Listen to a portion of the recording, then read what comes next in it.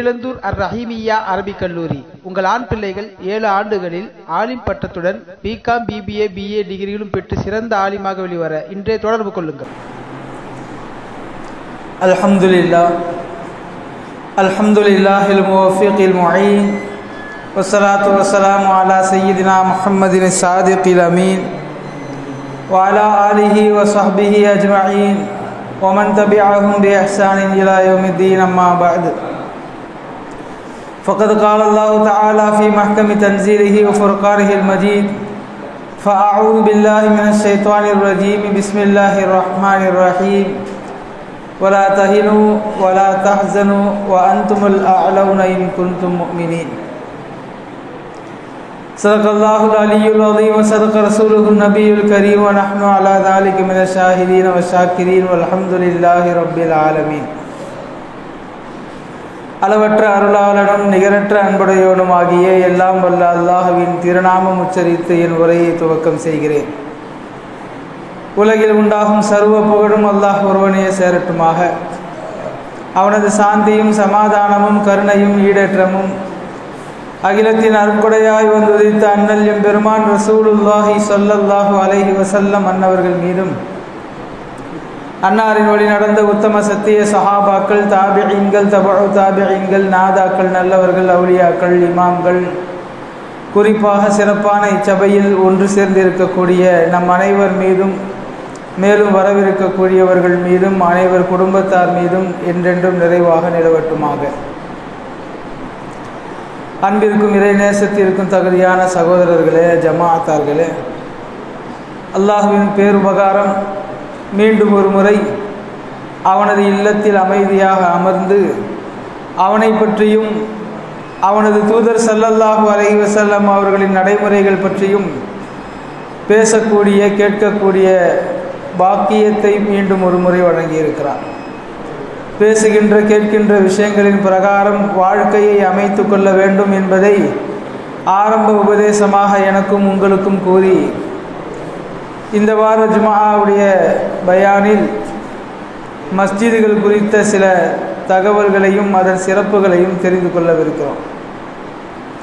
அன்பிற்குரியவர்களே, சென்ற வார ஜும்ஆவின் தொடர்ச்சி போல் இந்த வாரம் மஸ்ஜிதுகளின் மாண்புகளையும் நமது நாட்டில் மஸ்ஜிதுகளுக்கு ஏற்பட்டிருக்கக்கூடிய இடர்நிலைகளை குறித்தும் சென்ற வாரம் பேசியிருந்தோம். இஸ்லாமியர்களுக்கு அல்லாஹ் வழங்கி இருக்கக்கூடிய கேந்திரம் மஸ்ஜிதுகள். ரசூலுல்லாஹி ஸல்லல்லாஹு அலைஹி வஸல்லம் அன்னவர்கள் எங்கு தங்கினாலும் அங்கே அவர்கள் செய்கின்ற முதல் வேலை மஹல்லாவை உருவாக்குதல். மஹல்லாவை உருவாக்குவதன் அடிப்படை மஸ்ஜிதை உருவாக்குதல். முஸ்லிம்களில் சில குடும்பங்கள் ஒரு பகுதியில் இருந்தாலும் அங்கே மஸ்ஜித் அமைக்கப்பட வேண்டும் என்பதை மார்க்கம் விரும்புகிறது. ஏனென்றால் முஸ்லிம்களுடைய ஷரீஅத் ரீதியிலான, கொள்கை ரீதியிலான தொடர்புகள் அனைத்தும் மஸ்ஜிதுகளில் இருந்து தான் தொடங்க முடியும், அங்கேதான் தொடர்பு இருக்க முடியும். ஒவ்வொரு முஸ்லிமும் தன் குடும்பத்தை பாதுகாத்து கொள்ள போதுமானவன். ஆனால் ஒரு மஹல்லாவை பாதுகாத்துக் கொள்வதற்கு மஸ்ஜிதுகள் தேவை. ஒட்டுமொத்த இஸ்லாமிய சமூகம் இயங்க வேண்டிய தளமாக மஸ்ஜிதுகள் இருக்க வேண்டும் என்பதை தான் பெருமானார் ஸல்லல்லாஹு அலைஹி வஸல்லம் அவர்கள் விரும்பினார்கள், நடைமுறைப்படுத்தி காட்டினார்கள். எனவேதான் இன்றைக்கு வரை நமது பாரம்பரியத்தில் குழந்தை பிறப்பது முதல் கல்யாணம் வரை, ஏன் மௌத்து வரை, ஒரு மஹல்லாவில் வாழக்கூடிய முஸ்லிம் மஸ்ஜிதோடு தொடர்பு வைத்துக் கொள்ளக்கூடிய அமைப்பில் நம்மை ஷரீஅத் கட்டுப்படுத்தி வைத்திருக்கிறது. ஆனால் இந்த தொடர்பு என்பது எப்பொழுது நிறைவு பெறும் என்றால், எப்போது ஒரு முஸ்லிம் அன்றாடம் மஸ்ஜிதிற்கு வந்து செல்வாரோ அப்போதுதான் இந்த மஸ்ஜிதுடனான தொடர்பு என்பது பரிபூர்ணமானதாக இருக்க முடியும். இன்றைக்கு சர்வதேச அளவில் நமக்கு இருக்கக்கூடிய பிரச்சனைகள் குறித்து கடந்த வார ஜும்ஆவில் விரிவாக நாம் பேசினோம். எங்கு திரும்பினாலும் தாக்கப்படுகிற, பாதுகாப்பற்ற, அச்சமுள்ள சூழ்நிலையில் இஸ்லாமியர்கள் வாழுகிறார்கள். அது இஸ்லாமிய நாடுகளில் ஒரு மாதிரியாக இருந்தால், இஸ்லாமிய நாடுகள் அல்லாத ஜனநாயக நாடுகளில் வேறு மாதிரியாக இருக்கிறது. வடிவம் வித்தியாசப்படுகிறதே ஒழிய முஸ்லிம்களுக்கு இருக்கக்கூடிய இடர்பாடுகளில் வித்தியாசங்கள் ஏதும் இல்லை. கிட்டத்தட்ட இன்றைக்கு டிசம்பர் 6 என்பதை வைத்து 32 ஆண்டுகளுக்கு முன்னால் இடிக்கப்பட்ட பாபரி மஸ்ஜித், பாபரி மஸ்ஜிதினுடைய பிரச்சனைக்கு பிறகு காசி பள்ளிவாசல், மதுரா பள்ளிவாசல், சம்பல் பள்ளிவாசல், சென்ற வாரம் வரை வந்திருக்கக்கூடிய அஜ்மீர் தர்கா பிரச்சனை வரை முஸ்லிம்களுடைய வழிபாட்டு தலங்களில் கை வைத்திருக்கக்கூடிய இந்த அரசியல், மதவாதியான மத வெறி கொண்ட இந்த அரசியல் போகும் பாதை எதுவென்று நீங்கள் பார்த்தால், முஸ்லிம்களுடைய உணர்ச்சிகளை தூண்டி அவர்களுக்கு எதிரான நடவடிக்கைகளை சட்ட ரீதியிலாக அல்லது சட்டமே வேண்டாம் என்று சொல்லுகிற வழியில் நடத்தப்பட்டு முஸ்லிம்களை இரண்டாம் தர குடிமக்களாக மாற்றிவிட வேண்டும் என்கிற ஒரு பெரிய திட்டத்தின் முன்னெடுப்புகள் தான் இவை. ஆனால் முஸ்லிம் சமூகம் இதை எப்படி எதிர்கொண்டிருக்கிறது என்பதை குறித்த கவலையும் நமக்கு இல்லாமல் இல்லை. எப்போதுமே ஒரு குற்றச்சம்பவம் நிகழுமானால் அங்கே 2 தரப்பினர் குற்றவாளிகளாக இருப்பார்கள். ஒரு கூட்டம் அநீதம் செய்தவர்கள், இரண்டாவது கூட்டம் அநீதம் செய்யப்படுவதற்கு தங்களை மாற்றிக்கொண்ட சமுதாயம். எங்கெல்லாம் இப்பொழுது மஸ்ஜிதுகளுடைய பிரச்சனைகள் வருகிறதோ அங்கெல்லாம் நாம் பலகீனமான ஈமான் உள்ளவர்களாக இருக்கிறோம். இன்றைக்கு இருக்கக்கூடிய இஸ்லாமிய சமூகத்தின் ஈமானிய பலகீனம் என்பது ரொம்ப ரொம்ப அச்சப்பட வேண்டிய ஒன்று. நடக்கக்கூடிய குற்றங்களுக்கு எதிரிகள் மட்டுமே காரணம் கிடையாது, நாமும் காரணமானவர்களாக இருக்கிறோம். அதை பற்றி விரிவாக இன்ஷா அல்லாஹ் பிற்பகுதியில் பார்க்கலாம். அன்பிற்குரியவர்களே, மஸ்ஜிதுடனான தொடர்பு என்பது இந்த சமுதாயத்தில் இல்லாமல் போன ஒன்றாக மாறிவிட்டது. வேதனை. பெருமானார் ஸல்லல்லாஹு அலைஹி வஸல்லம் அவர்கள் காலத்தில் தொழுது முடித்துவிட்டு பெருமானார் திரும்பி பார்த்தால் யார் இன்றைக்கு தொழுகைக்கு வரவில்லை என்பதை அறிந்து கொள்வார்கள். அந்த அளவிற்கு தொழுகையாளிகளின் வருகை என்பது ரசூல் ஸல்லல்லாஹு அலைஹி வஸல்லம் அவர்கள் கண்காணிக்கக்கூடிய வகையில் இருந்தது. ஆனால் இன்றைக்கு தொழுகையாளிகளுடைய சதவிகிதம் என்பது ரொம்பவும் கவலைக்குரிய ஒரு நிலையில் இருக்கிறது. இதை குறித்த பெரிதான அக்கறை முஸ்லிம்களிடத்திலேயே கிடையாது என்பது வருத்தத்திற்குரிய செய்தி. இப்பொழுது புதிதாக ஒரு ஆயுதத்தை கையில் எடுக்கிறார்கள். அல்லாஹ் நமக்கு வழங்கி இருக்கக்கூடிய விசாலமான சட்டம், பள்ளிவாசலில் நீங்கள் தொழுகுங்கள். ஒருவேளை தொழுகை நேரத்தில் உங்களுக்கு வேறு வேலைகள் வந்திருந்தால், தொழ முடியாமல் போயிருந்தால் நீங்கள் வீட்டில் தொழ முடியும், அல்லது உங்களுக்கு இடம் கிடைக்கிற சுத்தமான இடம் எதுவாக இருந்தாலும் தொழ முடியும். இது இஸ்லாம் நமக்கு கொடுத்திருக்கக்கூடிய சலுகை. ஆனால் இதை கையில் எடுத்துக்கொண்டு இன்றைக்கு சில இஸ்லாமிய எதிரிகள் நமக்கு சாதகமானவர்கள் போல பேசுகிறார்கள். முஸ்லிம்கள் எங்கு வேண்டுமானாலும் தொழுது கொள்ள முடியும், எனவே அவர்கள் மஸ்ஜிதிற்குள் வந்துதான் தொழ வேண்டும் என்ற நிர்பந்தம் கிடையாது. பாபரி மஸ்ஜித் இல்லை என்றால் அதன் பக்கத்தில் இருக்கக்கூடிய வேறு ஒரு மஸ்ஜிதில் தொழுது கொள்ள முடியும். அதுவும் இல்லை என்றால் வீட்டிலே தொழுது கொள்ள முடியும், கடை வீதிகளில் தொழுது கொள்ள முடியும். ஏன் ஈது தொழுகை என்கிற பெயரிலே சாலைகளில் கூட தொழுகை நடக்கிறது என்றெல்லாம் அவர்கள் சுட்டிக்காட்டி, இஸ்லாமியர்களுக்கு மஸ்ஜித் என்பது ஒரு அடையாளம் தானே தவிர அதில் தான் அவர்கள் தொழுதாக வேண்டும் என்று எந்த கட்டுப்பாடும் நிர்பந்தமும் கிடையாது. ஆனால் நமக்கு அப்படி அல்ல என்று பேசுகிறார்.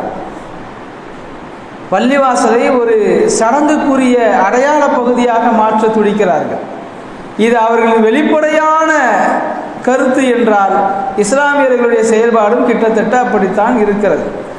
கிட்டத்தட்ட ஒவ்வொரு மஹல்லாவிலும் 3/4 மக்கள் தொழுவது இல்லை, ஆண்கள் மஸ்ஜிதிற்குள் வருவதில்லை, பெண்களாவது ஒரு புறம் பரவாயில்லை என்று சொல்லக்கூடிய அளவிற்கு இருக்கிறார்கள். ஆனால் ஆண்களுடைய செயல்பாடுதான் ரொம்ப கவலைக்குரியதாக இருக்கிறது. நாம் மஸ்ஜிதிற்குள் அன்றாடம் வருவதை, தொழுகைக்கு காத்திருப்பதை, தொழுவதை அல்லாஹ் ரொம்ப பிடித்த செயல் என்று பல இடங்களில் கூறுகிறார். நபி ஸல்லல்லாஹு அலைஹி வஸல்லம் அவர்களுடைய நபிமொழிகளை நாம் வரிசையாக பார்க்கிற போது தொழுகைக்கு மட்டும் சிறப்புகள் சொல்லப்படவில்லை. யார் வந்து தொழுவாரோ, அனுதினமும் 5 வேளை தொழுவாரோ, அவர் அனுதினமும் 5 வேளை தண்ணீர் ஓடக்கூடிய ஆற்றில் குளிப்பவரை போன்று சுத்தமாக இருப்பார். ஒரு நபிமொழியில் வருகிறது. சஹாபாக்களிடத்தில் பெருமானார் ஸல்லல்லாஹு அலைஹி வஸல்லம் கேட்டார்கள், உங்கள் வீட்டிற்கு முன்னால் ஒரு ஆறு ஓடுகிறது, தினமும் 5 வேளை குளிக்கிறீர்கள் என்றால் உங்கள் உடம்பில் அழுக்கு இருக்குமா? இல்லை யா ரசூலல்லாஹ், இருக்காது. அதே போலத்தான் ஒரு மனிதர் 5 வேளையும் தினமும் தொழுகிறார் என்றால் அவருடைய உள்ளத்தில் அழுக்குகள் இருக்காது, அவருடைய கணக்கில் பாவங்கள் சேராது, அவர் பரிசுத்தமான முஃமினாக அல்லாஹ்வை சந்திப்பார் என்றார்கள். தொழுகைக்கு இருக்கக்கூடிய சிறப்புகளை தனியாக நிறைய பேச முடியும். தொழுகைக்கு வருவதிலிருந்தே அந்த சிறப்பு தொடங்குவதுதான் ஆச்சரியம். பெருமானார் ஸல்லல்லாஹு அலைஹி வஸல்லம் சொன்னார்கள், யார் தொழுகைக்கு காலையிலும் மாலையிலும் தன்னுடைய வீட்டிலிருந்து வந்து செல்கிறாரோ அவர் சொர்க்கத்தில் ஏற்பாடு செய்யப்படக்கூடிய விருந்துக்கு தகுதி பெற்றவராக ஆகிறார். வந்துட்டு போறதுக்கான சிறப்பு, தொழுவதற்கான சிறப்புகள் ஏராளம். தொழுகைக்கு வீட்டிலிருந்து வந்து செல்பவருக்கான சிறப்பை பெருமானார் ஸல்லல்லாஹு அலைஹி வஸல்லம் சொல்கிறார். இன்னொரு நபிமொழியில், என்னுடைய அண்டை வீட்டுக்காரர்களை அழையுங்கள் என்று மலக்குகளிடத்தில் சொல்வானாம் மறுமையில். ஐன ஜவாரி, என்னுடைய அண்டை வீட்டுக்காரர்கள் எங்கே என்று அல்லாஹ் திரும்ப திரும்ப கேட்பான். மலக்குமார்கள் ஆச்சரியத்தோடு கேட்பார்கள், அல்லாஹ்வே உனக்கு அண்டை வீட்டுக்காரர்களா யார்? அப்பொழுது அல்லாஹ் சொல்வான், யார் எனது மஸ்ஜிதிற்கு அருகில், என்னை தொழுகின்ற பள்ளிவாசலுக்கு அருகில் யார் குடியிருந்து பள்ளிவாசலுக்கான ஹக்குகளையும் சரியாக நிறைவேற்றினார்களோ அவர்கள் தான் எனக்கு அண்டை வீட்டுக்காரர்கள். பள்ளிக்கு அருகாமையில் குடியிருப்பதை இந்த மார்க்கம் சிறப்புப்படுத்தி கூறுகிறது.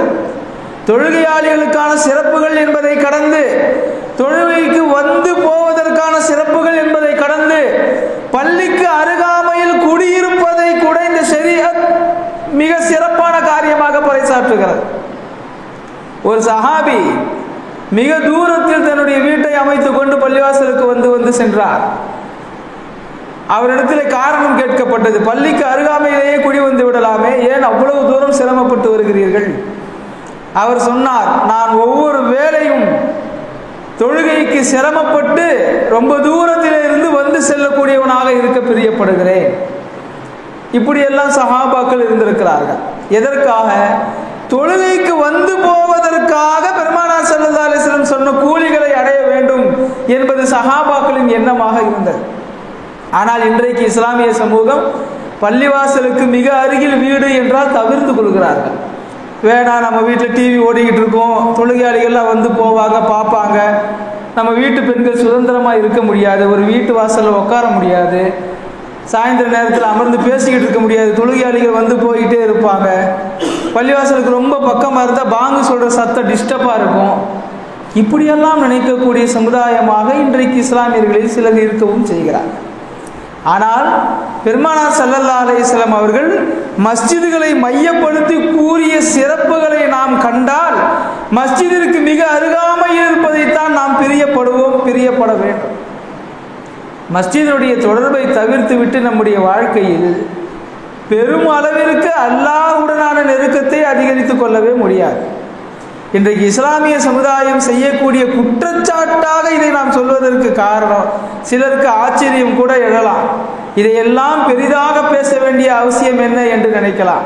தொழுகை இல்லாமல் இருப்பதை, தொழுகையை அலட்சிய போக்காக கருதி கொண்டிருப்பதை, அல்லது எனது வேலை சுமையினால் நான் தொழாமல் இருப்பதை இவ்வளவு இழித்து பழித்து ஜுமாவில் பேச வேண்டுமா என்று நாம் நினைக்கலாம். அன்பானவர்களே, அது சாதாரணமான குற்றம் அல்ல. அதை முதலில் நாம் புரிய வேண்டும். ஐவேளை தொழுகை தொழுபவர்கள் எல்லாம் நல்லவர்களா என்று கேட்கக்கூடியவர்களும் சமுதாயத்தில் இருக்கிறார்கள். ஐவேளை தொழுபவர்கள் எல்லோருமே நல்லவர்கள் கிடையாது, அவர்களில் பாவிகளும் இருக்கலாம். அதனால் தொழாமல் இருப்பவர்கள் எல்லாம் எல்லாருடைய உரிமைகளையும் நிறைவேற்றிக் கொண்டிருப்பவர்களா? அப்படி பார்த்தால் அவர்களும் அப்படி கிடையாது. இருந்தாலும் இஸ்லாமிய மார்க்கம் ஐவேளை தொழுகை குறித்து அதிகமாக வலியுறுத்துவதின் நோக்கம், திருக்குர்ஆனில் அல்லாஹ் சொல்கிறார், இன்ன ஸலாத்த தன்ஹா அனில் ஃபஹ்ஷாஇ வல் முன்கரி வல் பகி, நிச்சயமாக தொழுகை என்பது மானக்கேடான அருவருக்கத்தக்க செயல்களிலே இருந்து மனிதரை காப்பாற்றும். ஒருத்தர் தொழுகாம ஆயிரம் நற்காரியங்கள் செய்கிறார், நல்ல விஷயம்தான். இருந்தாலும் அவர் பாவங்களை அடைவதின் ஆபத்தான நிலையில் தான் இருக்கிறார். ஒருவர் தொழுது கொண்டிருக்கிறார், சில பாவங்களையும் செய்கிறார் என்றால் அவர் பாதுகாப்பு வலயத்திற்குள் இருக்கிறார். நிச்சயமாக அவர் ஒரு காலத்தில் திருந்துவதற்கு வாய்ப்புகள் அதிகம். இது நாம சொல்லக்கூடிய கருத்து இல்லை, அல்லாஹ்வும் ரசூலும் சொல்லக்கூடிய கருத்து. நிச்சயமாக தொழுது கொண்டே இருக்கக்கூடிய ஒரு மனிதன் உள்ளச்சத்தோடு தொழுவதை விரும்புவானே, ஆனால் அவன் பாவத்திலிருந்து வெளிவதற்கான அனைத்து பாதைகளும் திறந்திருக்கின்றன. எனவேதான் பெருமானார் ஸல்லல்லாஹு அலைஹி வஸல்லம் தொழுகையை குறித்து பேசினார்கள். சஹாபாக்களிடத்தில் பேசிக்கொண்டே இருந்தார்கள். எந்த அளவிற்கு பேசினார்கள் என்றால், சில சஹாபாக்கள் இரவு முழுவதும் தூங்குவதை ஹராமாக்கி கொண்டு வணக்க வழிபாடுகளில் ஈடுபட்டார். சில சஹாபிகள் அப்படியும் இருந்தார்கள். ஒரு சஹாபி, நான் வாழ்நாள் முழுக்க நோன்பு தடையான நாட்களை தவிர மீதி எல்லா நாட்களையும் வைப்பேன் என்று சத்தியம் செஞ்சுக்கிட்டு நோன்பு வைக்க ஆரம்பிச்சார். ஒரு வருஷத்துல 5 நாட்கள் நோன்பு வைக்கிறது ஹராம் ஷரியத்துல. அவர் இப்படி சத்தியம் செய்தார், அந்த 5 நாட்களை விட்டு மீதம் எல்லா நாட்களிலும் வருடம் முழுக்க நான் நோன்பு வைக்க போகிறேன். ஒரு சஹாபி இரவு முழுவதும் இனிமேல் நான் தூங்கவே போவதில்லை அப்படின்னு சத்தியம் பண்ணிக்கிட்டு இரவு முழுக்க தொழுக ஆரம்பிச்சிட்டார். பெருமானார் ஸல்லல்லாஹு அலைஹி வஸல்லம் இந்த சஹாபிகளை எல்லாம் அழைத்து சொன்னது, உங்களுடைய கண்களுக்கு நீங்கள் நிறைவேற்ற வேண்டிய கடமை இருக்கிறது, உங்களுடைய உடலுக்கு நீங்கள் நிறைவேற்ற வேண்டிய கடமை இருக்கிறது, உங்களுடைய உடலுக்கு தேவையான ஓய்வை கொடுப்பது உங்கள் கடமை. அதையெல்லாம் நீங்கள் நிர்கதியாக விட்டு இபாதத் செய்வதற்கு ஷரியத்தில் அனுமதி இல்லை. எல்லா நாளும் நோன்பு வைப்பேன் வேண்டாம், உங்களுடன் இருக்கக்கூடிய மனைவி பிள்ளைகளுக்கான ஹக்கு செய்ய வேண்டியது இருக்கிறது, அப்படி நீங்கள் நோன்பு வைக்காதீர்கள். சஹாபாக்கள் அமலில் இவ்வளவு ஆர்வமானதற்கு பின்பும் தொழுகையை பற்றி வலியுறுத்துவதை பெருமானார் ஸல்லல்லாஹு அலைஹி வஸல்லம் அவர்கள் விடவே இல்லை. நபி ஸல்லல்லாஹு அலைஹி வஸல்லம் அவர்கள் இப்படி செய்த போதே அல்லாஹ் தடுத்தார். இரவு முழுக்க நின்று வணங்கினார்கள், பாதங்கள் வீங்க வணங்கினார்கள். தன் உடல் நலத்தை கெடுத்துக்கொண்டு இபாதத் செய்வதை அல்லாஹ் விரும்பவில்லை. வசனம் இறக்கி வைத்தான், யா அய்யுஹல் முஸம்மில், போர்வை போர்த்தி படுத்திருந்த பெருமானாரை அழைத்து அல்லாஹ் தஆலா சொன்னான், போர்வை போர்த்தி இருப்பவரே, குமில் லைல இல்லா கலீலா, இரவில் சில பகுதியை தவிர மீதி பகுதிகளில் நீங்கள் உறங்குங்கள், கொஞ்ச நேரம் நின்று வணங்குங்க போதும். முழு நேரமும் இபாதத்து செய்வதற்கு நபிமார்களுக்கு அல்லாஹ் தஆலா அனுமதி கொடுக்கவில்லை. இத்தனைக்கும் 70 ஆண்களில் சக்தி கொடுக்கப்பட்டவன் நான் என்று பெருமானார் ஸல்லல்லாஹு அலைஹி வஸல்லம் சொல்லி இருந்தார்கள். இபாதத்துகளில் சுவை உண்டு, இபாதத்துகளில் லயிப்பு உண்டு. இபாதத்துகளை செய்வதற்கு ஒருவன் பிரியப்பட்டு விட்டால் எந்த எல்லைக்கும் சென்று தியாகம் செய்த அமல்களை செய்யலாம். ஆனால் ஷரியத் அதை தடுக்கிறது. சஹாபாக்களுடைய ஈமான் இவ்வளவு பலமாக இருந்த அமல்கள் இவ்வளவு நேரம் செய்ய முடியும் என்ற தாக்கத் இருந்த போதும் பெருமானார் ஸல்லல்லாஹு அலைஹி வஸல்லம் அவர்கள் பள்ளிவாசல்களை குறித்தோ தொழுகையை குறித்தோ சஹாபாக்களுக்கு ஆர்வம் ஊட்டுவதை வலியுறுத்துவதை நிறுத்தவே இல்லை. ஆனால் இன்றைக்கு அதை துச்சமாக கருதுகிறோம். தொழுகை இல்லாமல் இருக்கக்கூடிய ஒரு முஸ்லிம் அது ஒரு குறை என்றே நினைப்பது கிடையாது, ஒரு இழிவு என்றே நினைப்பது கிடையாது. ஒரு மது போதையில் இருக்கக்கூடிய ஒருவன் ஆரம்ப காலத்தில் தன்னைத்தானே பழித்துக் கொள்வான், இழுத்துக் கொள்வான். பாவம் செய்துவிட்டு ரோட்டில் விழுந்து கிடப்பதையும் சாக்கடையில் விழுந்து கிடப்பதையும் சில நாட்கள் அவமானமாக கருதுவான். கொஞ்சம் கொஞ்சமாக பழகிவிட்டால் அது குறித்து அவனுக்கு எந்த அச்சமும் கிடையாது, எந்த பயமும் கிடையாது, எந்த இழிவும் கிடையாது. யாரு செய்யாததையா நான் செய்து விட்டேன் என்ற ஒரு வார்த்தைக்குள் தன்னுடைய பாவங்களுக்கெல்லாம் முட்டு கொடுக்க ஆரம்பித்து விடுவான். ஷரியத்தில் 2 பகுதிகள் இருக்கின்றன சகோதரர்களே. பாவங்கள் செய்யக்கூடாது என்பது ஒரு புகம், அதில் எந்த விதிவிலக்கும் இல்லை. பாவங்கள் செய்பவர்கள் அதை வெளிப்படுத்தக்கூடாது என்று ஒரு பகுதி இருக்கிறது. பாவம் செய்யக்கூடாது என்பது பொது சட்டம். பாவம் செய்துவிட்ட ஒருவன் தன் பாவத்தை வெளியில் சொல்லக்கூடாது என்பதையும் ஷரியத் விரும்புகிறது. பாவம் செய்யக்கூடாது என்பது எதற்காக என்றால், என் வாழ்க்கையை நான் பரிசுத்தப்படுத்திக் கொள்வதற்காக. பாவம் செய்ததை வெளியே சொல்லக்கூடாது என்று சொல்வது எதற்காக என்றால், அது அடுத்தவர்களுக்கும் பற்றிவிடக் என்பதற்காக. நான் பாவம் செய்கிறேன் என்பதை ஒருவன் பகிரங்கமாக ஒத்துக்கொள்கிற போது 2 விளைவுகள் ஏற்படும். ஒன்று, அந்த பாவம் நாம் செய்கிறோம் என்பதில் அவனுக்கு எந்த வெட்க உணர்வும் இல்லாமல் போயிடும்.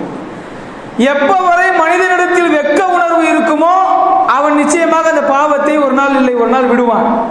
எப்ப எல்லாம் அந்த பாவம் செய்யும் போது மனசு குத்துதோ, இப்படி பாவத்தை நம்ம செய்யறோமே, இந்த பாவத்தை நம்மளால விட முடியலையே, இதை எப்படியாவது நம்ம விட்டுற முடியாதா, விடணும் தான் நினைக்கிறோம் ஆனா விட முடியலையே, செய்யறோமே, இந்த கவலையோடையே ஒருத்தன் பாவம் செஞ்சுக்கிட்டு இருக்கும்போது ஒரு நாள் இல்லை ஒரு நாள் அந்த பாவத்திலிருந்து வெளியே வருவான். இல்ல இதெல்லாம் ஒரு பாவமா, என்னை விட பாவம் செய்யறவனா உலகத்துல எவ்வளவோ இருக்கிறான், யாரும் செய்யாததையா நான் செஞ்சுட்டேன் அப்படின்னு அந்த பாவத்தோட ஒரு சமரசம் நாம பண்ணிட்டா அந்த பாவத்திலிருந்து வெளியே வர்றதுக்கு வாய்ப்பே கிடையாது. ஒன்று. இரண்டாவது, பாவம் செய்கிறவர்கள் தங்களுடைய பாவங்களை வெளிப்படுத்தி விட ஆரம்பித்தால் பாவம் செய்யாத அல்லது பாவத்தை பற்றி அறியாத அடுத்த தலைமுறை, இளம் தலைமுறையினிடத்துல அந்த பாவம் ஈஸியா பத்திக்கிறோம். அத்தாவே செய்யறாரு, நம்ம மாமாவே செய்யறாரு, பார்க்குற இடங்கள்ல எல்லாம் செய்யறாங்க. நம்முடைய காலத்திற்கும் இந்த காலத்திற்கும் இந்த இடைப்பட்ட ஒரு 20 ஆண்டுகளில் நீங்கள் பார்த்தால் மது அருந்துவதை நாம் எவ்வளவு இழிவாக பார்த்தோமோ அப்படிப்பட்ட இழிவான பார்வை இந்த ஜெனரேஷன்ல கிடையாது. ஏனென்றால் எல்லோரும் செய்யக்கூடிய ஒரு தவறு. ஒரு சமூகத்தில் ஒரு பாவம் பொதுப்படையானதாக அறிவிக்கப்படுமானால் அடுத்து வளர்கின்ற தலைமுறையிடத்தில் அது ஒரு பாவமாகவே கருதப்படாது. இதனால் தான் ஷரீஅத் பாவங்கள் செய்யாதீர்கள், ஒருவேளை செய்து விட்டால் அதை வெளிப்படுத்தாதீர்கள் என்று சொல்லுகிறது. ஆனால் இன்றைக்கு பெரும் பாவங்களில் பலதை மனதார நாம் ஏற்றுக்கொண்டிருக்கிறோம். இது ஒரு புறம். இன்னொன்று, சஹாபாக்களுடைய வரலாற்றை நீங்கள் ஆய்ந்து பார்த்தால் அவங்க எதையெல்லாம் ரொம்ப இழிவானதாக கருதுனாங்க. பெரும்பாவங்கள் ஆரம்பத்தில் செய்தவர்கள் பிற்காலத்தில் எல்லா பெரும்பாவங்களில் இருந்தும் வெளியே வந்தார்கள். வட்டி ஒரு காலத்தில் கொடுத்தார்கள், வாங்கினார்கள், பிறகு வெளியே வந்தார்கள். மது அருந்தினார்கள், விற்றார்கள், வாங்கினார்கள், பிறகு அதிலிருந்து வெளியே வந்தார்கள். விபச்சாரம் புரிந்திருந்தார்கள், பிறகு அதிலிருந்து வெளியே வந்தார்கள். நிறைய பாவங்கள் இருந்தன, எல்லாவற்றிலிருந்தும் அவர்கள் வெளியே வந்தார்கள். எல்லா பாவங்களிலிருந்து வெளியே வரும்போதும் அல்லாஹ்விற்கு நன்றி செலுத்தினார்கள். ஆனால் சஹாபாக்களில் தொழுகையை விடுபவரை பார்த்து இழிவான பார்வை பார்க்கப்பட்டது போல வேறு எந்த பாவமும் அந்த சமுதாயத்தில் இல்லை. இன்றைக்கு ஒரு மது அருந்தி கிடப்பவனை பார்த்தால் நமக்கு ஏற்படுகிற ஒரு வெட்க உணர்வு, ஒரு இழிவான உணர்வு, ஒரு தொழுகையை விடுபவரை பார்த்தால் நமக்கு வருவதில்லை. அல்லது பெரும் பாவங்கள் செய்பவர்கள் தன்னுடைய உள்ளத்தில் கொண்டிருக்கக்கூடிய அச்ச உணர்வு, இந்த பாவம்லாம் வெளியே தெரிஞ்சுட்டா சமுதாயத்தில் நம்ம பேர் கெட்டு போயிடுமே, நம்மளை தவறாக நினைப்பாங்களே, குடும்பத்தில் நம்ம பேர் கெட்டு போயிடுமே, எல்லாம் நம்மளை ஒதுக்கி வச்சிருவாங்களே அல்லது தவறாக பேசுவாங்களே, இந்த அச்ச உணர்வெல்லாம் தொழுகையை விடும்போது இருக்கணுங்கிறாங்க சூஃபியா. ஒருவேளை தொழுகையை நான் விடுகிற போது என்னை படைத்தவனை வணங்காமல் நான் செல்கிறேன். சூஃபியாக்களுடைய பார்வை எப்படி இருக்கிறது என்றால், ஒரு பெரும்பாவத்தை நான் செய்கிறேன், அந்த பெரும்பாவத்தினுடைய மதிப்பு என்னன்னா, கணம் என்னன்னா, அல்லாஹ் இதை செய்யாதே என்று சொன்னால் நான் அதை செய்துவிட்டேன். அல்லாஹ் இதை செய்யாதே என்று சொன்னால் நான் அதை செய்துவிட்டேன். அப்ப அந்த தப்புடைய கணம் என்னன்னா, என் எஜமான் ஒன்று செய்யாதேன்னு சொன்னா அதை நான் செஞ்சுட்டேன். இது பெரும்பாவத்தை செய்பவனின் கணம். இதுவே ஒருவேளை தொழுகவில்லை என்றால் என்னை வணங்கு என்று அல்லாஹ் சொன்னான், நான் அவனை வணங்கவில்லை. இது மாறு செய்யறது. ஒரு சின்ன விஷயத்துல ஹிலாஃபா மாற்றமா நடக்கிறதுங்கிறது கனமானதா அல்லது என் எஜமானுக்கு மொத்தமாவே துரோகம் செய்யறது கனமானதா? நான் இன்னொரு உதாரணம் சொல்லி உங்களுக்கு புரிய வைக்க முயற்சி பண்ணுகிறேன். என்னுடைய மனைவி சமைத்து வை என்று சொல்லிவிட்டு நான் சம்பாதிக்க சென்று விட்டு திரும்பி வந்து பார்க்கிறேன், சமைத்து வைக்கவில்லை. இது பெரிய குற்றமா?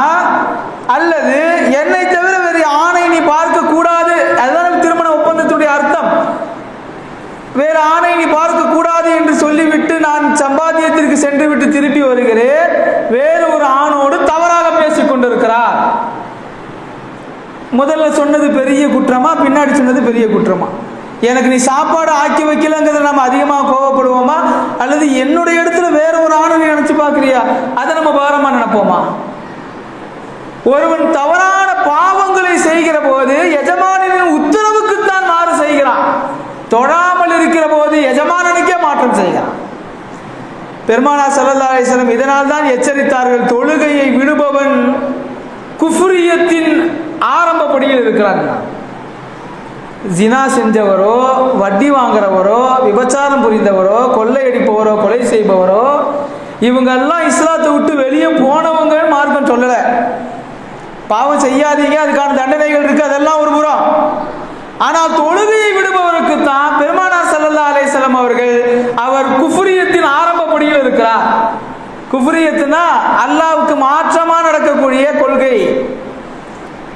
பெருமானார் ஸல்லல்லாஹு அலைஹி வஸல்லம் இன்னொரு ஹதீஸில் மிக தெளிவாக சொல்லுகிறார்கள், அல் ஃபர்கு பைனல் முஃமினி வல் காஃபிரி அஸ்ஸலாத். முஃமினுக்கும் முஃமின் அல்லாத இறை மறுப்பு கொள்கையாளருக்கும் இடையில் இருக்கக்கூடியது தொழுகை தான். இந்த பக்கம் முஸ்லிம் இருக்கிறார், அந்த பக்கம் காஃபிர் இருக்கிறார், நடுவில் தொழுகை இருக்கிறது. நீங்கள் தொழுது கொண்டே இருக்கிற காலமெல்லாம் தொழுகை திரையாக இருக்கிறது. எதற்கு திரையாக? நீங்க காஃபிரா போகாம இருப்பீங்கன்னு அர்த்தம். தொழுகையை ஒருவன் விலக்கி விட்டால், அகற்றி விட்டால், அவர் குஃப்ரியத்திற்கு செல்வதற்கு தகுதியானவர்.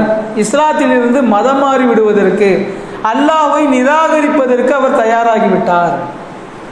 எவ்வளவு தூரம் எச்சரிக்கை! வேறு ஒரு நபிமொழி பெருமானார் ஸல்லல்லாஹு அலைஹி வஸல்லம் சொன்னார்கள், அவசிய வேலைகள் இல்லாமல் ஒரு முஸ்லிம் தொடர்ச்சியாக 2 ஜுமாக்களை விடுவாரே ஆனால் அவர் இஸ்லாத்திற்குள் இல்லை. ஐவேளை தொழுகையும் கடமை, ஜும்மா தொழுகையும் கடமை, ஈது தொழுகையும் கடமை, எல்லாமே ஒரே அந்தஸ்தில் உள்ளது தான். ஆனால் ஐவேளை தொழுகையை விட ஜுமாவிற்கு சிறப்புகளும் அதிகம், அதை விடுகிற போது தண்டனைகளும் அதிகம். ஜுமா தொழுகையை விட ஈது தொழுகைக்கு சிறப்புகளும் அதிகம், அதை விடுகிற போது தண்டனைகளும் அதிகம். இப்போ ஜுமாவை குறித்து பெருமானார் ஸல்லல்லாஹு அலைஹி வஸல்லம் சொல்கிறார்கள், ஒரு முஸ்லீம் ஒரு ஜுமாவை விடுகிறார், அவசிய வேலைகளுக்காக விட்டால் பிரச்சனை இல்லை, அவர் லோஹர் தொழுக முடியும். திடீர்னு வெள்ளிக்கிழமை ஒரு பயணம் போக வேண்டியது இருக்கு, பயணத்தை தள்ளி போட முடியாது, ஜும்மா தொழுகை நேரத்தில் பயணம் செய்ய வேண்டிய சூழல் இருக்கிறது என்றால் ஒரு முஸ்லிம் தாராளமாக பயணம் செய்யலாம், தவறே கிடையாது. ஆனால் லோஹர் தொழுகணும். இங்கே பெருமானார் ஸல்லல்லாஹு அலைஹி வஸல்லம் சொல்லுவது, அவசியமான வேலைகள் இல்லாமல் தொடர்ந்து 2 ஜுமாவை ஒரு முஸ்லிம் விடுகிறார் என்றால் அவர் இஸ்லாமிய வட்டத்திற்குள் இல்லை. இது என்ன அவ்வளோ பெரிய பாவமா? எந்த காரணமும் இல்லாமல் ஒரு முஸ்லீம் விடுகிறார் என்று வைத்துக் கொள்வோம், அதனால வேற யாருக்காவது பாதிப்பு இருக்குதா? ஒருத்தர் கொலை பண்ணால் அநீதம் செய்யப்படக்கூடிய ஒருத்தர் அங்கே இருப்பார், கொள்ளையடித்தால் அநீதம் செய்யப்படக்கூடிய ஒருத்தர் அங்கே இருப்பார். நான் தொழுகையை விடுறதுனால யாருமே பாதிக்கப்படுறது இல்லையே என்று நாம் நினைக்கிறோம். ஆனால் அல்லாஹ் தன்னை வணங்குவதையே இவன் நிராகரிக்கிறான் என்பதை பார்க்கலாம். வாரத்திற்கு ஒரு முறை தொழுகிற ஜும்மா தொழுகைகளில் கூட ஒரு முஸ்லிமுடைய உள்ளத்தில் கஸ்லான் என்கிற சோம்பேறித்தனம் வந்து விடுமானால் அது எவ்வளவு தூரம் ஆபத்தானது என்றால் இஸ்லாமிய வட்டத்திற்குள் அவன் இருக்க முடியாது. இதுதான் தொழுகை இல்லாத முஸ்லிம்களுடைய ஆபத்தான நிலை. இதனால் சமூகத்திற்கு ஏற்பட்டிருக்கக்கூடிய விளைவுகளும் இருக்கு. தொழுகை இல்லாமல் இருக்கக்கூடிய முஸ்லிம் அது அவருக்கு மட்டுமே ஆபத்தானது இல்லை, சமூகத்திற்கே ஆபத்தானது. திருக்குர்ஆனில் 2 இடங்கள்ல 2 வசனம் வரும். ஒன்றில் அல்லாஹ் முஸ்லீம் அல்லாதவங்களை பார்த்து சொல்றான், ஃபலா தஜஅலு லில்லாஹி அன்தாதன் வ அன்தும் தஅலமூன், நீங்கள் அல்லாஹ்விற்கு இணையாக வேறு சிலவற்றை ஆக்கி கொள்ளாதீர்கள், நீங்கள் அறிந்திருக்கக்கூடிய நிலையில், அல்லாஹ் மட்டுமே இறைவன் என்று அறிந்திருக்கக்கூடிய நிலையில். இது முஸ்லீம் அல்லாதவர்களை பார்த்து சொன்ன வசனம். முஸ்லிம்களை பார்த்து சொல்லக்கூடிய ஒரு வசனம், வலா தஹினு வலா தஹ்சனு அன்துமுல் அலவுன் இன் குன்தும் முஃமினீன், முஃமின்களே நீங்கள் உண்மையானவர்களாக இருந்தால், அதாவது உங்களுடைய ஈமானில் உண்மையானவர்களாக இருந்தால் நீங்கள் கவலைப்படாதீர்கள், அச்சப்படாதீர்கள், நிச்சயமாக நீங்கள் தான் உயர்ந்தவர்கள். இப்போ இந்த 2 வசனங்கள்லையுமே வெறும் விஷயத்தை அல்லாஹ் சொல்லலை, நீங்கள் இணை வைக்காதீர்கள் அப்படி மட்டும் காஃபிர்களுக்கு சொல்லலை. அன்தும் தஅலமூன், நீங்கள் உண்மை தெரிஞ்ச பிறகும் நீங்கள் இணை வைக்கிறீங்களே, வேறு சில வசனங்கள்ல அல்லாஹ் தெளிவா சொல்றான், வலைன் சஅல்தஹும் மன் ஹலகஸ் ஸமாவாதி வல் அர்த் லா யகூலன் அல்லாஹ். நபி அவர்களிடத்துல இந்த பூமி வானங்களை எல்லாம் படைச்சது யாருன்னு கேளுங்களேன், அல்லாஹ் தான் சொல்லுவாங்க. அன்றைக்கு இருந்த மக்கத்து குறைஷிகளுக்கு அல்லாஹ் இறைவன் என்பதை யாருமே மறுக்கல. அல்லாஹ் மட்டுமே இறைவன்கிறது தான் மறுத்தாங்க. அல்லாஹ் இறைவன் தான், ஆனால் நாங்கள் வணங்குகிற சிலைகள் எங்களை அல்லாஹ்வின்பால் கொண்டு செல்லும் நாங்கள். இதெல்லாம் உபதெய்வங்கள், குட்டி தெய்வங்கள்னு சொன்னாங்க. அல்லாஹ் அதை வெறுத்தான். இப்போ இந்த 2 வசனங்கள் மூலமாக முஸ்லிம்களுக்கு அல்லாஹ் அளிக்கக்கூடிய எச்சரிக்கை மணி என்னவென்றால், ஒரு முஸ்லிம் தெரியாமல் பாவம் செய்தால் கூட அல்லாஹ் பொறுத்து கொண்டிருப்பான். தெரிந்தே பாவம் செய்கிற போது அதற்கு கிடைக்கிற தண்டனை ரொம்ப பெரியது. அதனால தான் குல் ஹல் யஸ்தவில்லதீன யஅலமூன் வல்லதீன லா யஅலமூன், இல்ம் உடையவர்களும் இல்ம் இல்லாதவர்களும் சமமா என்று அல்லாஹ் குர்ஆனிலே கேட்கிறான். இல்ம் உடையவர்களுக்கு எவ்வளவு சிறப்புகள் இருக்கின்றனவோ அந்த அளவிற்கு அவர்களுக்கு தண்டனையும் பன்மடங்காக கிடைக்கும். ஒரு ஆலிம் இருக்கிறார் என்றால் அவர் செய்யக்கூடிய அமல்கள், அவர் தொழக்கூடிய தொழுகை, அவர் பார்க்கக்கூடிய பார்வை, அவர் சிந்திக்கின்ற சிந்தனை, இது எல்லாம் ஒரு பாமர முஸ்லிமுக்கு இருக்கக்கூடிய நன்மையை விட அதிகமான நன்மைகளை பெற்றுத்தரும். அதனால தான் பெருமானார் ஸல்லல்லாஹு அலைஹி வஸல்லம் சொல்றாங்க, ஒரு பாமரர் தொழுகிறார், ஒரு ஆலிம் உறங்குகிறார் என்றால் பாமரருடைய தொழுகைக்கு கிடைக்கும் நன்மையை விட ஆலிம் உறங்குவதற்கு நன்மை அதிகம். ஏன்னா அது இல்முக்கு உள்ள சிறப்பு. எப்படி இல்முக்கு இவ்வளவு சிறப்புகள் இருக்கின்றனவோ அந்த இல்முள்ளவர் ஒரு பாவம் செய்தால் ஒரு பாமரர் செய்கின்ற பாவங்களை விட 100 மடங்கு தண்டனை அவருக்கு கிடைக்கும். ஏன்னா அதுக்கு காரணமும் இல்மு. இல்மு இருந்து அமல் செய்கிற போது 100 மடங்கு நன்மைன்னா, இல்மு இருந்ததுக்கு அப்புறமும் பாவம் செய்யறன்னா உனக்கு 100 மடங்கு தண்டனை. சரியா? இது பொது விதி. இப்போ தொழுகையை விடக்கூடாதுன்னு நமக்கு தெரியும். தெரிந்ததற்கு அப்புறமும் தொழுகையை நாம் விடுவதால் அதனால் ஏற்படக்கூடிய விளைவுகள் தான் இன்னைக்கு இருக்கக்கூடிய எல்லா பிரச்சனைகளுக்குமே காரணம். எல்லா பாங்கு மசூதிகளில் சொல்லக்கூடிய பாங்கையும் ஸ்பீக்கர் போட்டு சொல்றதுக்கு தடை விதிக்கணும்னு ஒரு கூட்டம் இன்னைக்கு பிரியப்படுதா இல்லையா? சில மாநிலங்களில் தடை விதிச்சிருக்கிறான், பல நாடுகளில் தடை விதிச்சிருக்கிறான். இதுக்கு காரணம் நாம் சொல்லுவோம், இஸ்லாமிய எதிரிகள் பாங்கு சொல்வதற்கு இவர்கள் எதிராக இருக்கிறார்கள், நாங்கள் ஸ்பீக்கர் யூஸ் பண்ணால் இவங்களுக்கு என்ன, நம்மலாம் பொங்குறோமே, இப்படிலாம் சட்டம் வர்றதுக்கு நாமளும் ஒரு காரணம். பாங்கு சொல்லப்படுவதற்கு முன்னால் அல்லது பாங்கு சொல்லப்படுகின்ற சமயம் இதுதான் என்று தெரிந்ததற்கு பிறகும் இந்த சமுதாயம் தொழாமல் இருக்கிறது, அதுதான் முதல் காரணம். உண்மையா நீங்க பார்த்தீங்கன்னா ஸ்பீக்கர் தேவையில்லை தான், முஸ்லிம்களுக்கு ஸ்பீக்கர் தேவையில்லை தான். ஏன் தொழுகிற டைம் தெரியாதா முஸ்லிம்களுக்கு? ஒவ்வொரு நாளைக்கும் திடீர்னு வக்து வருது, ஒவ்வொரு நாளும் 1:15 லோகர்னா 1:15 தானே லோகரு. எல்லாம் நமக்கு நேரம் தெரியும், ஆனாலும் நம்ம நேரம் தெரிஞ்சு தொழுகாமல் இருக்கிறோம். மக்களுக்கு ஞாபகப்படுத்துறதுக்கு நம்ம பாங்கு சொல்லுகிற போது அது மற்றவர்களுக்கு குத்துகிறது, குடைகிறது. நாம் உண்மையில் தொழுகையாளிகளாக இருந்தால் இந்த பிரச்சனைகளுக்கெல்லாம் நம்ம பதில் சொல்ல வேண்டிய அவசியமே இல்லை. லவ் ஜிஹாதுன்னு ஒரு பிரச்சனை கிளப்பிக்கிட்டே இருக்கிறாங்களா? ஏதோ ஒரு முஸ்லீம் பையன் முஸ்லீம் அல்லாத ஒரு பிள்ளைய காதலிக்கிறான், விரும்புகிறான், கூட்டிகிட்டு வந்துடுறான். இது அப்படியே இந்த பக்கமும் நடக்குது. எத்தனையோ முஸ்லீம் பிள்ளைகள், பெண் பிள்ளைகள் போகவும் செய்கிறாங்க. அது யாரும் இங்கே பேச மாட்டாங்க. முஸ்லீம் செய்கிற போது அதை குற்றம், அதை பகிரங்கப்படுத்துவதற்காக ஒரு கூட்டம் தயாராக இருக்கிற போது வேணும்னுக்கே நம்ம இளைஞனும் இப்படி செஞ்சான்னா இந்த சமுதாயத்துக்கு இது தேவையா இல்லையா? இந்த நாட்டில் இருக்கக்கூடிய சூழ்நிலை நம்ம இளைஞர்களுக்கு தெரியுமா இல்லையா? நீ இப்படி பண்ணாதப்பான்னு சொல்கிறோமா இல்லையா? அதையும் மீறி போய் இஸ்லாம் அல்லாத பிள்ளையை விரும்புகிற போது இந்த சமுதாயத்துக்கு இதெல்லாம் நடக்க தான் செய்யும். லவ் ஜிஹாத் என்கிற குற்றச்சாட்டுக்கு நிச்சயமாக இஸ்லாமிய எதிரிகள் மட்டுமே பொறுப்பல்ல, நாமும் பொறுப்பாளிகள். மைக் ஸ்பீக்கர் பிரச்சனை அவர்கள் மட்டுமே இல்லை, நாமளும் பொறுப்பாளிகள். எங்கெல்லாம் தொழுகை முறையாக நடத்தப்படவில்லையோ அந்த பள்ளிகள் எல்லாம் இன்றைக்கு ஆபத்தில் வந்து நிற்கின்றன. இஸ்லாமிய எதிரிகள் மட்டும் காரணம் கிடையாது, தொழப்போகாத முஸ்லிம்களும் காரணம். எல்லா பிரச்சனைகள்லையுமே அப்படித்தான். எங்கெல்லாம் இந்த இஸ்லாமிய சமுதாயம் அமல்களை மதிப்பற்றதாக நினைக்குமோ அங்கெல்லாம் நம்முடைய வாழ்க்கையே கேள்விக்குறியாக ஆக்கப்படும். முதல்ல நாம ஒழுங்கா இருக்கணும். எல்லா பிரச்சனையும். நேற்று ஒரு செய்தி, ஒரு முஸ்லீம் அல்லாதவர் கொல்லப்படுகிறார். கொஞ்ச நேரத்திலேயே விசாரணைக்கு பிறகு அவருடைய மனைவியை கைது பண்றாங்க. கொலை பண்ணதே மனைவி தான். இன்னும் கொஞ்ச நேரத்திலேயே அந்த அம்மா விசாரிச்சதுக்கு அப்புறம் 2 ஆணை கைது பண்றாங்க. அவ யாருன்னா அந்த 2 ஆண்ல ஒருத்தர் அந்த அம்மாவுக்கு கள்ளக்காதலன். பெயர் சொல்ல வெக்கமாக இருக்குது சகோதரர்களே. இர்ஃபான் என்று பெயர் சொல்லுகிறார். சையது இர்ஃபான். ஒரு முஸ்லீம் அல்லாத பெண்ணை, அதுவும் திருமணம் முடித்த ஒரு பெண்ணை அவங்களுடைய வாழ்க்கையை நாசமாக்கி தன்னுடைய மனோ இச்சைக்காக இப்போ இஸ்லாமிய சமூகத்தையே குற்றவாளி கூண்டில் ஏற்றியது இங்கே ஒரு முஸ்லீமா இஸ்லாமிய எதிரிகளா? சென்ற மாதத்தில் ஒரு கண்டெய்னர் கேஸ் நடந்துச்சு, வெப்படையில் பிடிச்சாங்களே, 4 பேரும் முஸ்லீம். போன வாரத்தில் ஒரு கஞ்சா வழக்கு, ஜமால் முகமது பேர். ஜமால் முகமதுங்கிறது எவ்வளோ அழகான பெயர் தெரியுமா? இது அல்லாஹ்வுடைய பெயர். ஜமால் என்பது அல்லாஹ்வுடைய பெயர், முகமது என்பது ரசூலுல்லாஹ்வுடைய பெயர். தமிழ்நாட்டில் நீங்கள் ஜமால் முகமதுன்னு சொன்னாக்கா எல்லாருக்குமே ஞாபகம் வர்றது எதுங்க? திருச்சி ஜமால் முகமது காலேஜ். அது அந்த இடத்தையே வக்ஃபு செய்தவர் பெரிய ஹாஜி. அவங்களுடைய வரலாறுலாம் தனியாக பேசலாம். நான் என்ன சொல்ல வருகிறேன் சகோதரர்களே, ஒரு 100 குற்றச்சாட்டுகள் இஸ்லாமிய எதிரிகள் வைத்தால் அதில் 90 குற்றச்சாட்டுகளை இஸ்லாமியர் அல்லாதவர்களே நிராகரித்து விடுவார்கள். முஸ்லீம்கள்லாம் அப்படி கிடையாது, நீ பேசாமல் இருப்பான். ஆனால் நம்ம தரப்புல இருந்து கிளம்பி போகிற இந்த மாதிரி சம்பவங்கள் இருக்கு, இது அவங்களுடைய மனசில் ஆணித்தனமாக பதியும். இதுக்கு நீங்கள் பதிலே சொல்ல முடியாது. ஒரு புறம் சமுதாயத்தை மீட்டெடுக்க போராடி கொண்டிருக்கிறோம், இன்னொரு புறம் கஞ்சா வழக்கில் முஸ்லீம், விபச்சார வழக்கில் முஸ்லீம், நாட்டை சீரழிப்பதில் முஸ்லீம். நீங்கள் என்னென்று நின்று பதில் சொல்ல முடியும்?